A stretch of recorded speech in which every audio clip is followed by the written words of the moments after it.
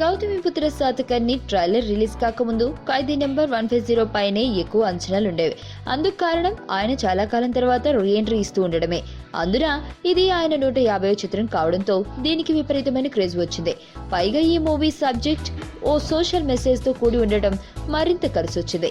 మరోవైపు బాలయ్య చేస్తున్న శాతకర్ణి సినిమా చారిత్రక కథాంశం కావడంతో అది జనాలను అంతగా ఆకట్టుకోకపోవచ్చునని అనుకున్నారు.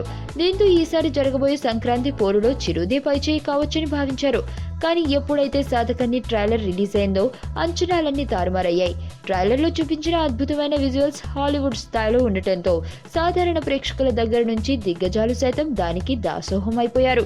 దీంతో శాతకర్ణి సినిమాకి ఎనలేని క్రేజ్ వచ్చి పడింది. ఈ దెబ్బకి మెగా రేటింగ్ పడిపోయింది. ఖైదీ నెంబర్ 150 కన్నా గౌతమిపుత్ర శాతకర్ణికే పాపులారిటీ ఎక్కువగా వస్తుంది. ఈ విషయం గ్రహించిన మెగా యూనిట్ తమ మూవీని వాయిదా వేయాలని ఆలోచిస్తున్నట్లు జోరుగా ప్రచారం చేస్తుంది. శాతకర్ణితో పోటీ పడడం కంటే సోలోగా వచ్చి హిట్ సంపాదించాలనే ఉద్దేశంతో వారం రోజుల గ్యాప్ తో తమ చిత్రాన్ని విడుదల చేస్తే బాగుంటుందని చిత్ర బృందం ఆలోచనలో పడిపోయిందని టాక్ వినిపిస్తుంది. మరి ఇందులో ఎంతవరకు నిజముందో తెలియాలంటే కొన్నాళ్ళు వెయిట్ చేయాల్సిందే.